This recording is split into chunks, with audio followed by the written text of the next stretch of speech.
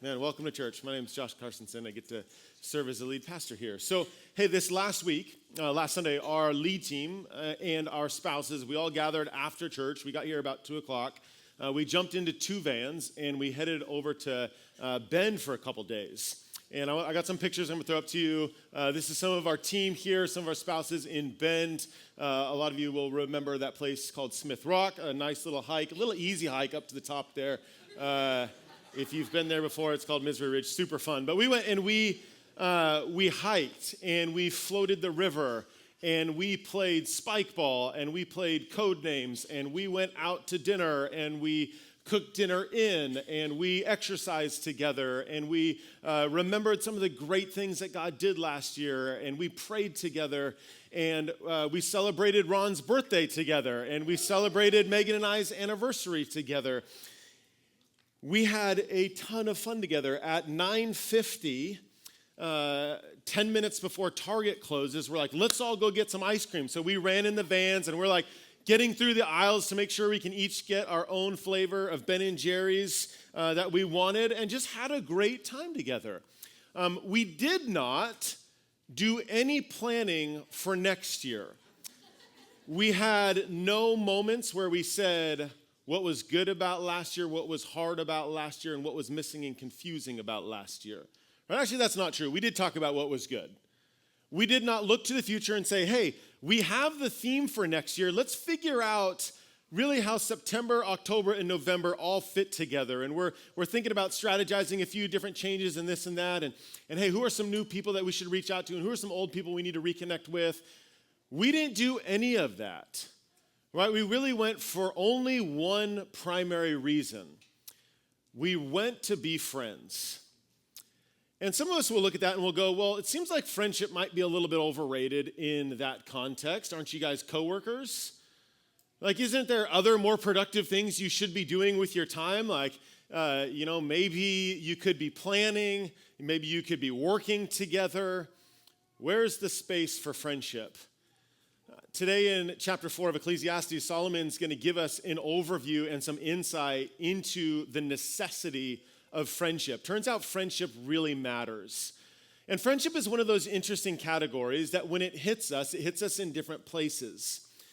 For some of us, we're going to hear these words today about friendship, and we hear the pastor talking about how important friendship is, and we go, yeah, of course, like friendship's been a huge part of my life. It really matters to me. I have significant friends, and they've really shaped who I am today. And so preach, pastor, let's talk about friendship. Right? Some of us might kind of be in the middle where we're like, yeah, I like the idea of friendship. Maybe have had a few close friends here and there.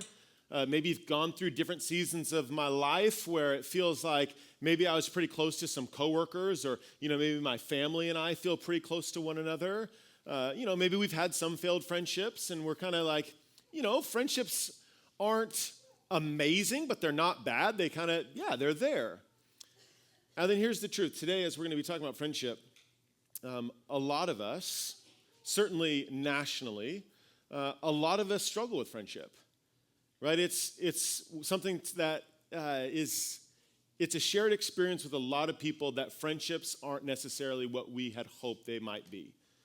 Right? For a lot of us, the reality is we have this ideal in our mind of what having a friend might be like, and we're just like, I'm just not there. I wish that I could, and I wish that I did, and maybe we're exhausted and we're tired because we've tried in our lives at different points.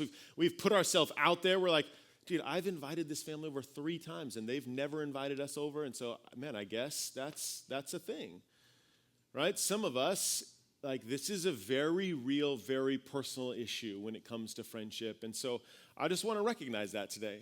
And as we get into this topic, my hope and my heart is that we're going to listen to this invitation from Solomon who says, hey, here's why friendship is so important.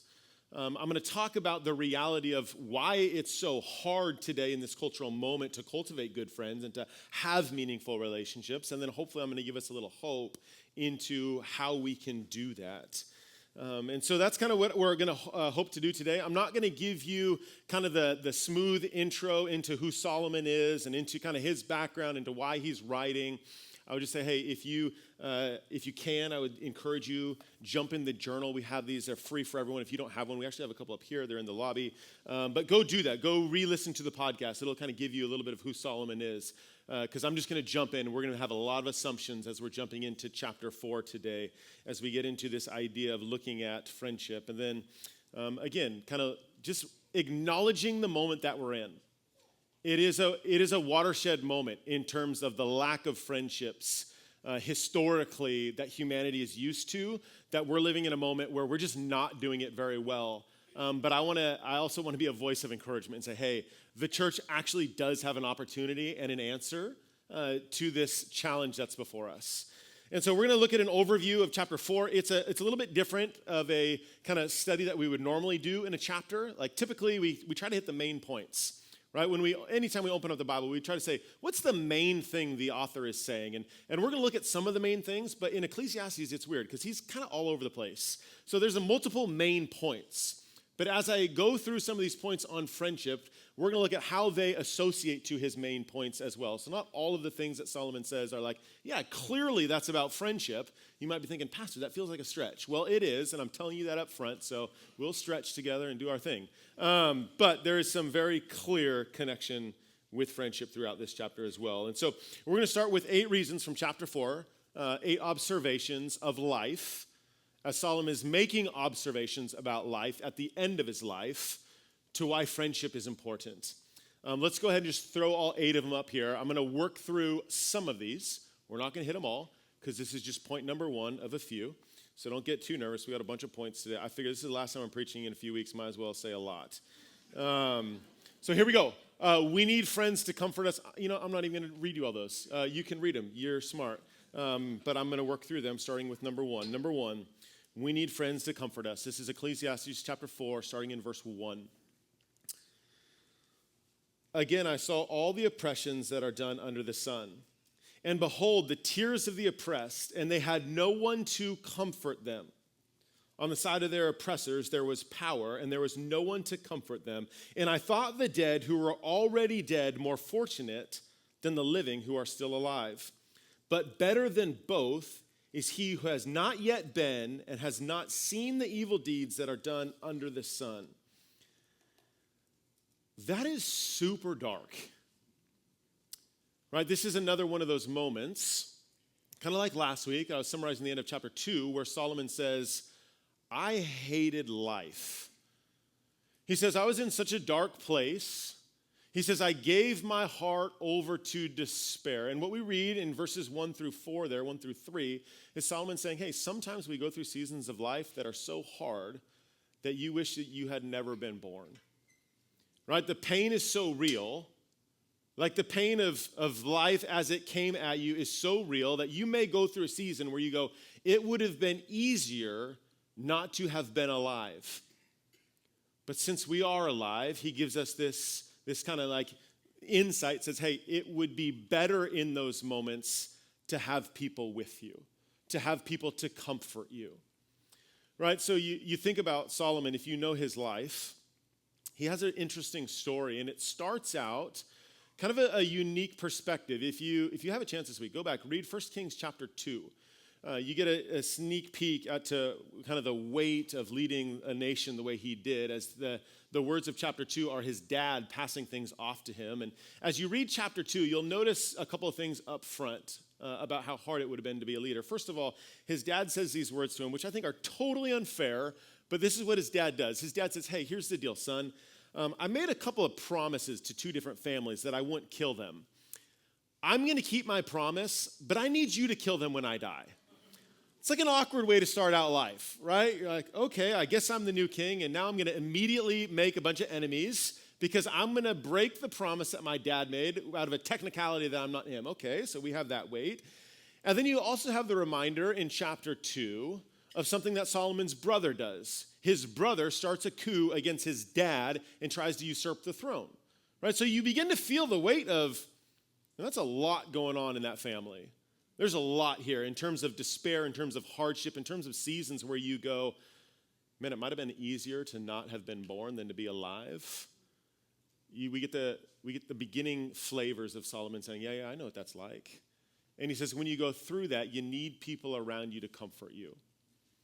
Right, I shared a little bit of this story last week, but 2 weeks ago, about, 17 days ago or so, a very close friend of mine lost his son.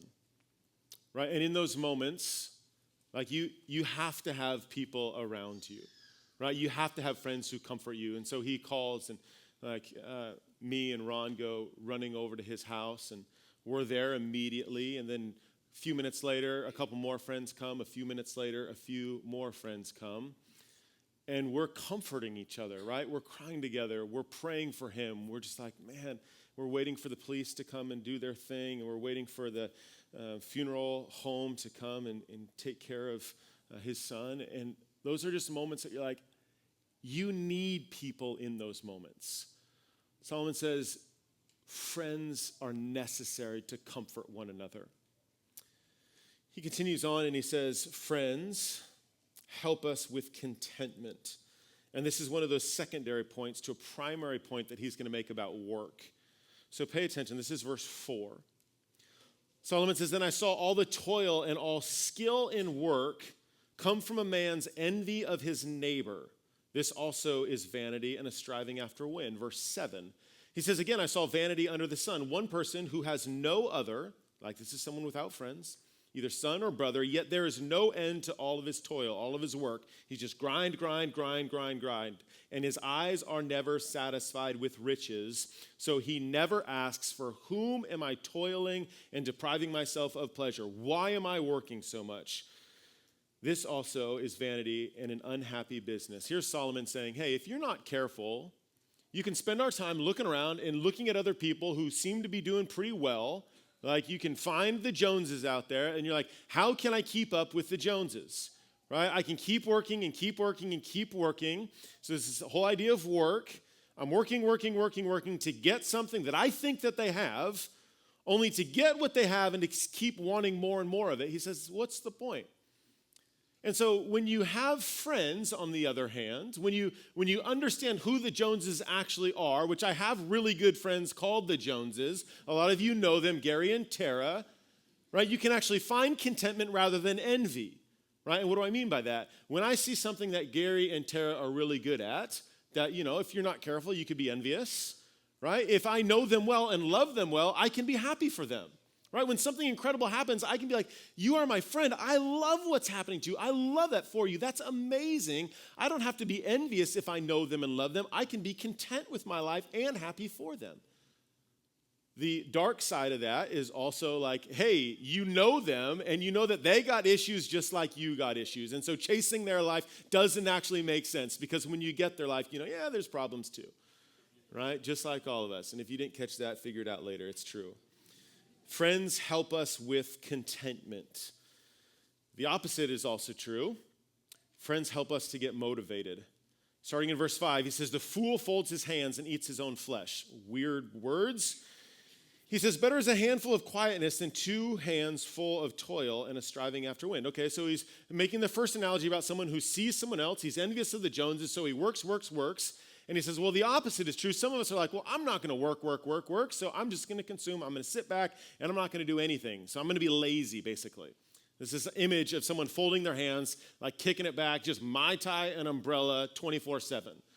It's like, well, that's a problem too.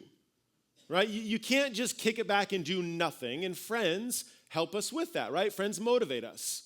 In the same way that we can be excited for friends, we can see great things that friends are doing, and we can go, you know what? I like that. That's motivating. Let's get on that train. Right? I got a friend right now who's on like some crazy exercise workout routine, and I've watched him over the last number of months. We talk, and it's like, man, that's insanely inspiring. I think I can do 2,000 push-ups a day. Let's go. Right? I'm just joking. It's not that hard. But point being, like you see people who are doing well, super inspiring. Right? You see someone who's read a good book and they're all excited about it. You're like, I love that. Like, I want to read that book. I want to listen to that thing that you're listening to. You see someone who's like, taking on a yard project or a house project and you go over and you're like, you know what? I think I can clean out my garage too. Like, having good friends actually does motivate us. So it's not just that we can find contentment in good friends, but good friends can motivate us. I was talking to a friend right before us who's like, I've been working on this home project. I took out a wall in my house. I'm like, Dang, that's a lot. That's really cool. I bet I could do something like that someday. Thank you, Dane.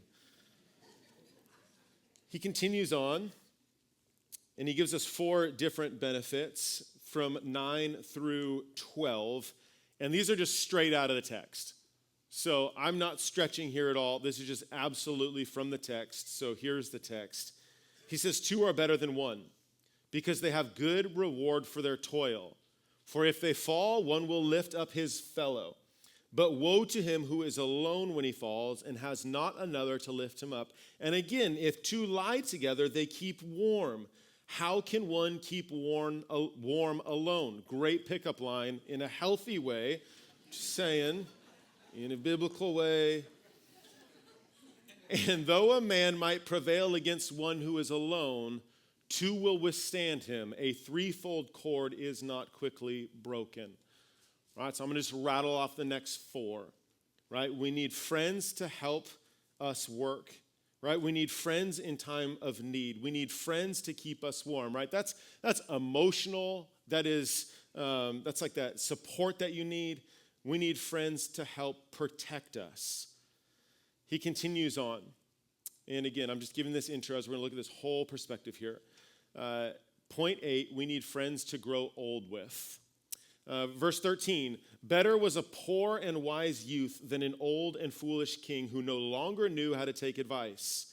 For he went from prison to the throne, though in his own kingdom he had been poor. I saw all the living who move about under the sun, along with that youth who was to stand in the king's place. There was no end of all the people, all of whom he led.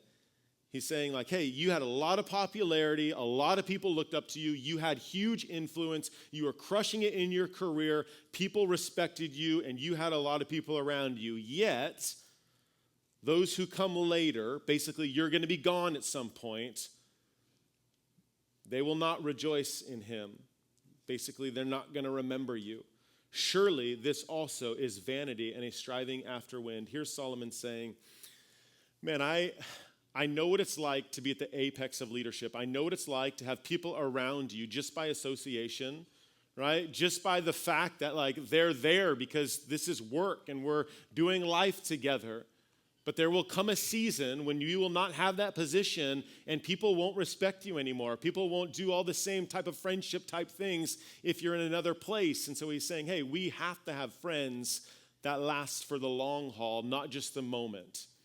Right, so for some of us, we think about work friends. Naturally, most of us have them, right? We're going to talk about how they fit into different categories of friendships here in a bit, but he says we need more than just work friends. Work friends are amazing, but they're circumstantial, right? The minute you're gone, then most of those friendships are going to dramatically change, right? And so here's Solomon. Again, we don't know all the ins and outs of Solomon's life, right? Some of the things that we're talking about in this study of Ecclesiastes, we're taking some liberties because we don't know all the particulars of his life.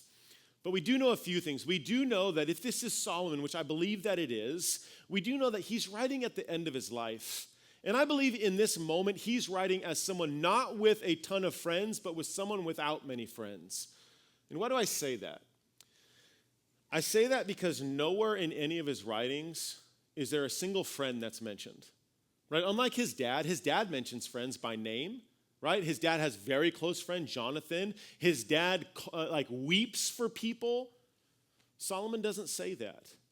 Again, it's kind of this prodigal son moment. It's kind of I'm waiting for my funeral, and I'm writing to people who are coming after me saying, hey, think about the things that I missed in my life.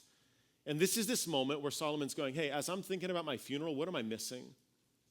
I think I'm missing some good friends.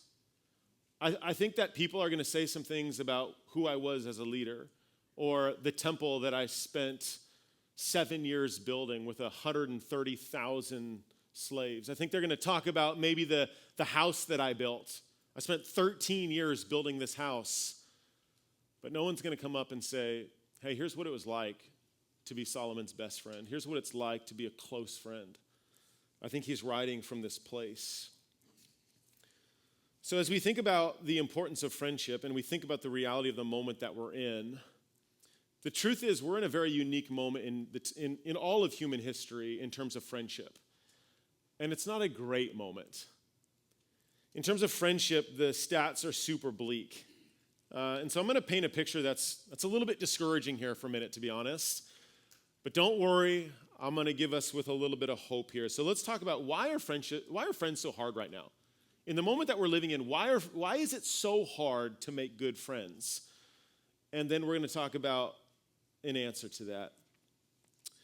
You look around and you read what's going on in this cultural moment, and a phrase that you might see over and over is this word friendship recession. Anyone ever seen that word before?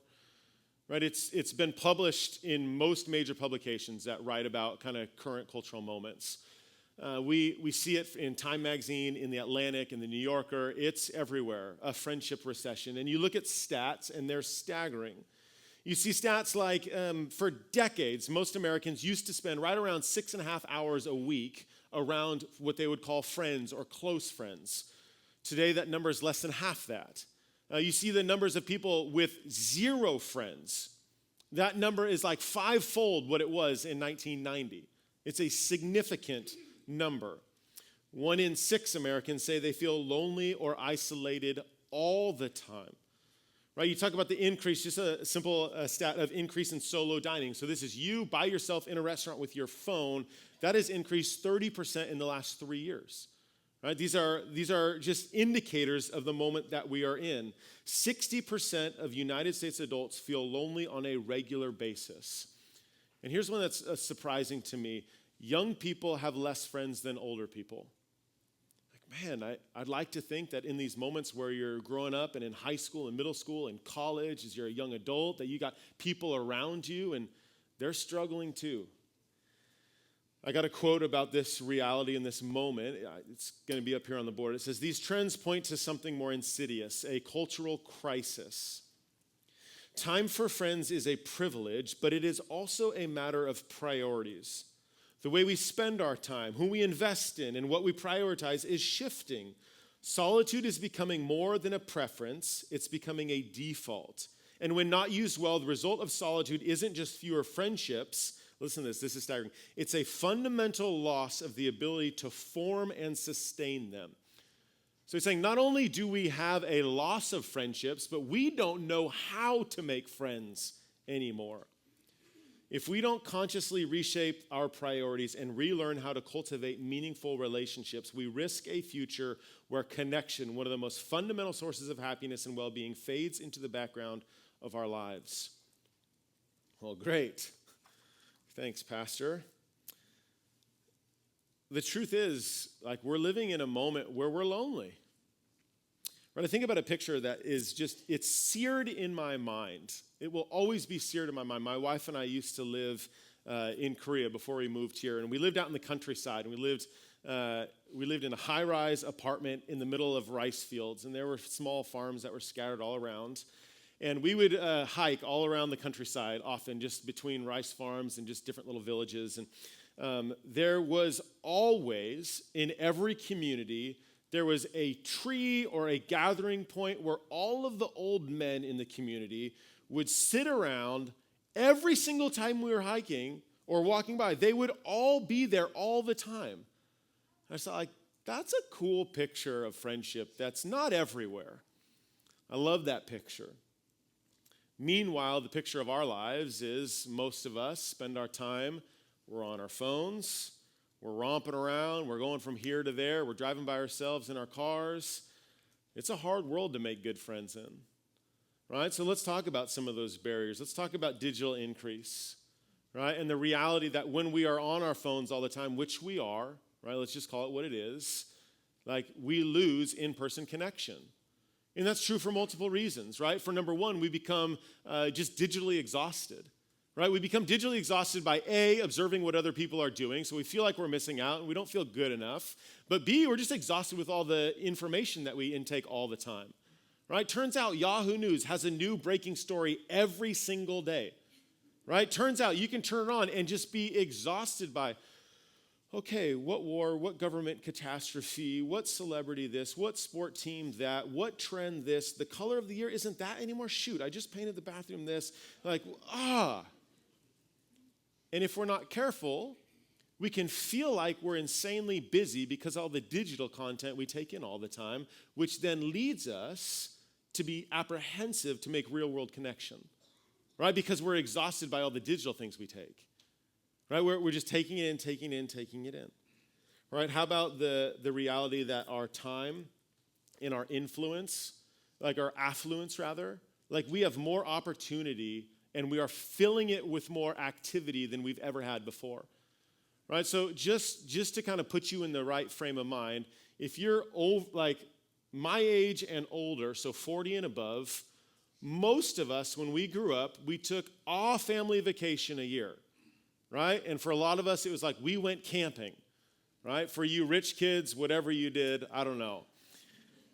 Nowadays, it's like, wow, you went to Europe 7 times last month? Like, I don't know how, right? It's like, okay, we have 12 traveling sports teams for 3 kids, and we've got like the PTA,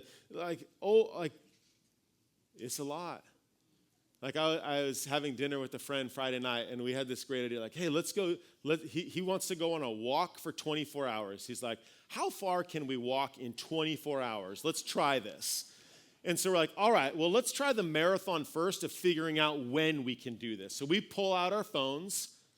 August 25th is the first day that either one of us can do the same thing together.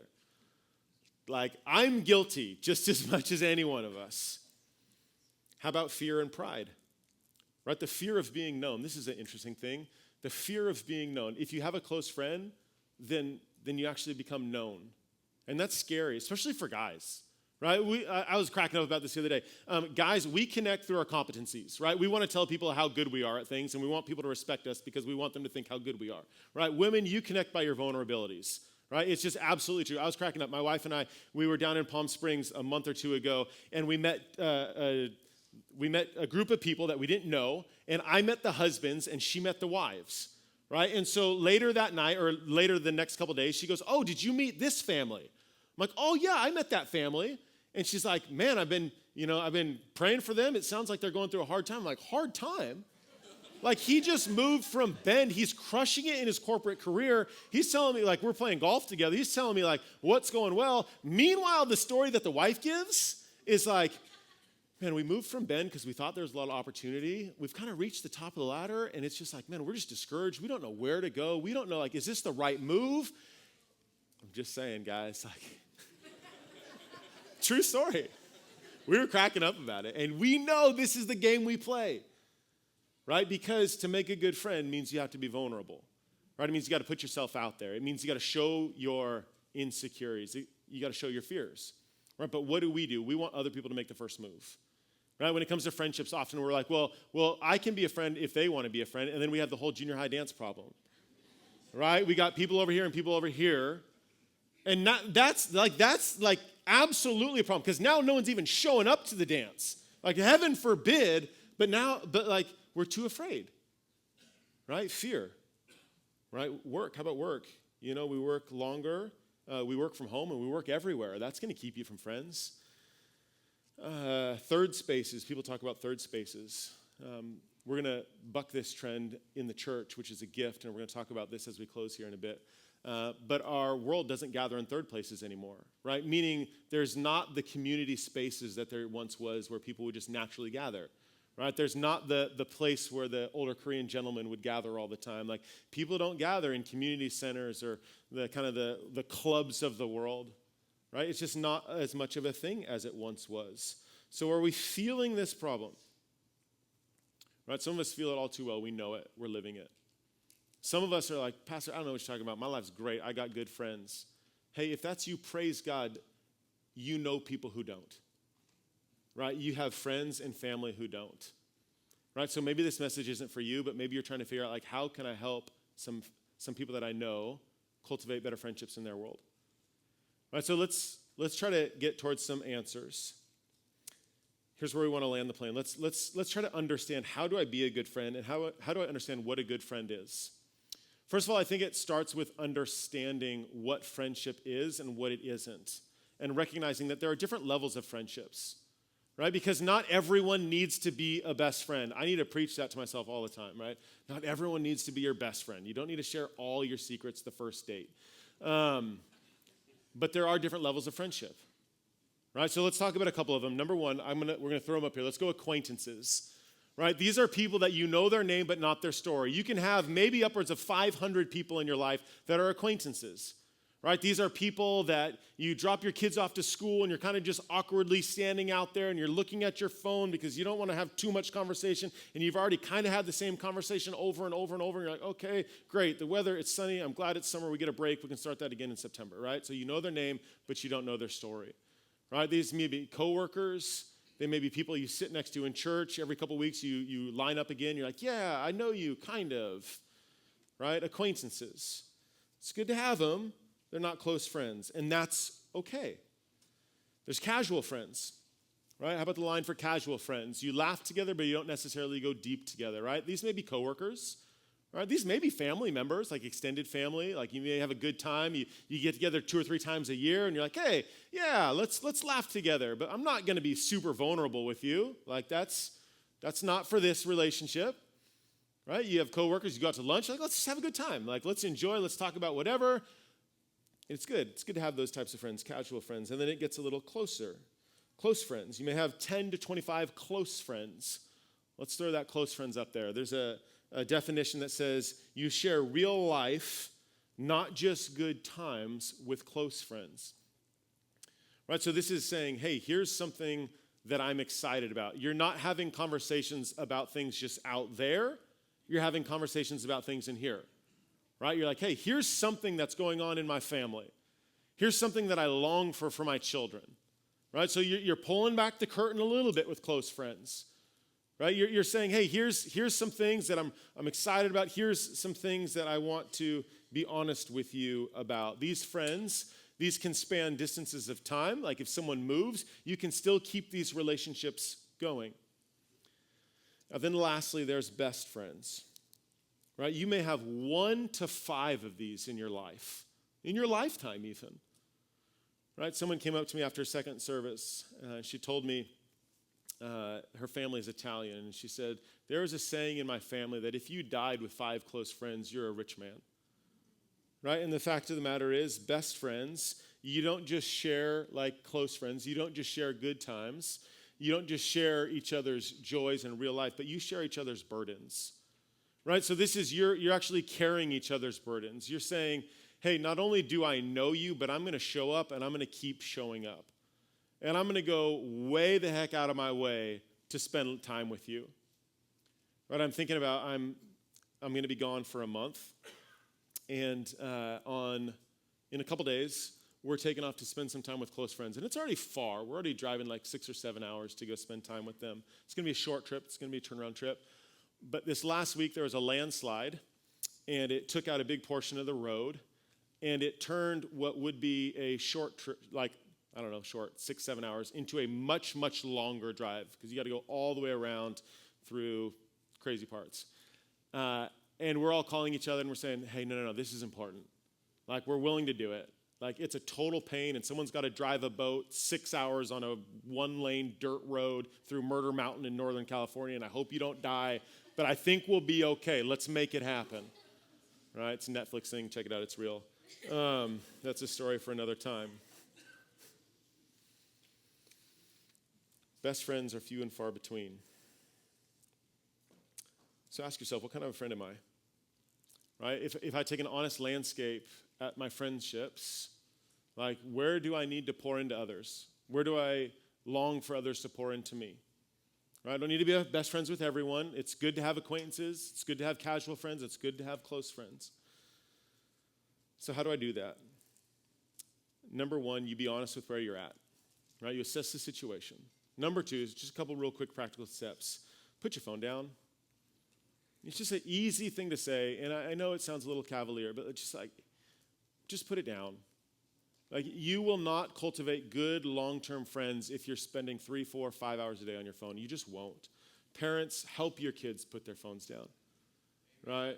Yeah, I'll preach. I mean, it's a thing. Put them down. Like, every data point that we have, and we have them now. That's the irony. We have them now. No one's wondering. Says put the phones down. Right? Number two, lower your standards. What do I mean by this? I think sometimes we have this ideal that, like, oh, my friend is going to be exactly like me, and then I'll love them. If your friend is exactly like you, they will drive you crazy, right? So it's good to have different types of friends. Like some of the closest friends that I have, like you would never think that we would be friends. Like you could look at me and them and you'd be like, you guys are friends. Yeah, because we have something in common. We have the Lord in common. Like we have a desire for the same thing, the kingdom of God, right? And when you have that in common, like you can get around all kinds of barriers. Like someone can be into bowling and someone into baseball, and you guys can be buddies, right? You can have a woman who's like, I am really into sewing, and someone's like, I'm really into whatever, riding bikes. I don't know what the things the girls like to do. Like, I live with 4 of them. Like, my wife and 3 daughters.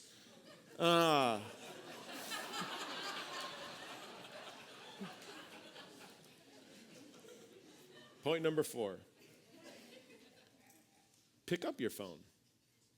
Right? What do I mean by this? Take the effort, make the call. Right? Send the text, do it.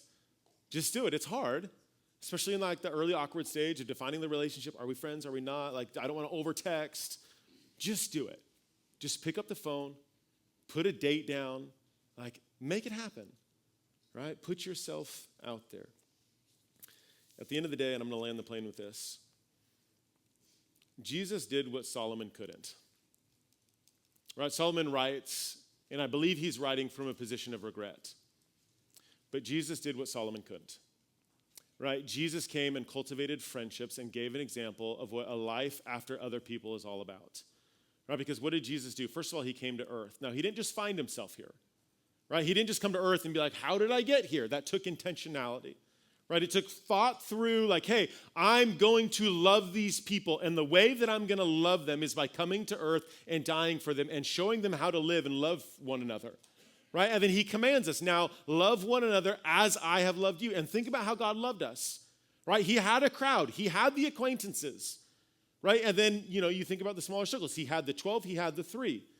Right? So not everyone needs to be everything to you all the time. But what did Jesus do? He loved well those he needed to. And he tells us, now go and do likewise. And then he gives us this gift. And here's our superpower that we have that the world doesn't. We have the church. Right? And this is the best place on the planet to make friends. Right? Our hope here is that you would find the joy of Christ in the salvation that he offers. Right? That's our primary hope. Second hope is that you'd get connected to people. Right? We have people coming to church, they're like, I don't even believe in the whole God thing, but I need friends. Right? And if that's where you are, great for a little while. I want you to know the Lord because that's what really matters.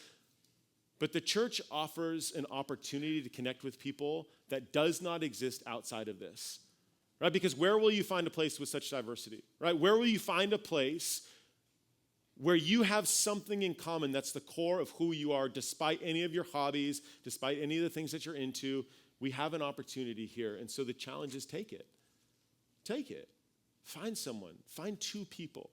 Right? If this has been a huge area of struggle in your life, just be honest about it and say, you know what? I can try again. Right? And maybe it'll fail. Right? Jesus was 11 for 12. Right? Judas, I'm just saying, if he was 11 for 12, I feel like you can give yourself some grace there.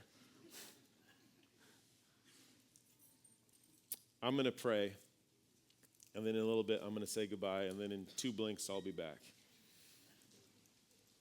Father God, this invitation from Solomon in Ecclesiastes 4 is a sobering one, and it's a hopeful one.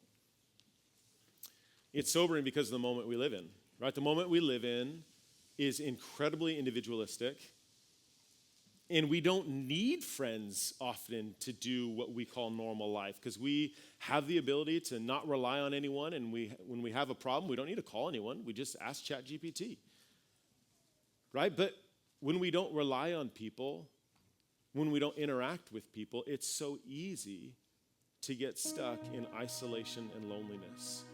And God, you created us to be a people who are interdependent upon one another. And Jesus, you came to earth and you called us to love one another as I have loved you. Jesus, first of all, I pray that we would understand how loved we are by you. God, if there's someone in this room who does not know that love, I'll just say this: the God of the universe loves you more than you could ever ask or imagine. He has given everything for you, and more than anything, desperately wants you to know his love for you. That love is displayed primarily through Christ, through his perfect life, his death on the cross for your rebellion against him and rejecting him as God. And he said, I forgive you. I've paid for that. Now come do life with me. God, so let us know your love first. And then outside of knowing your love, let us take that love and radically love other people. And they don't have to all look like us. In fact, they shouldn't. God, but I pray that as we walk this life trying to figure out how to do friends, I pray that we would take every advantage that the church has, at these moments that we gather, that we're going to go eat some hot dogs afterwards, and we can join community groups, and young moms can go to parks together this summer, and youth kids can splash down water slides this afternoon, and all the things that are happening here. I pray that we would take those events and that we would turn those into meaningful, real, lasting relationships. Maybe on the casual level, praise God. Right? Maybe on the close level, praise God. Maybe on the best friend level, praise God. God, where we have hurts, and that is very real. God, I know that is real. Where we have hurts for us or for those we love, let us be honest and just bring those to you right now. Just let us say, hey, I've tried this thing and it doesn't seem to work. Maybe I'm broken. Yeah, we're all broken. God, where maybe friendships have been something that are just a huge blessing in our life, let us praise you for it. God, thank you for that, and let's not take them for granted. Jesus, thank you for being the friend that we ought to be to one another.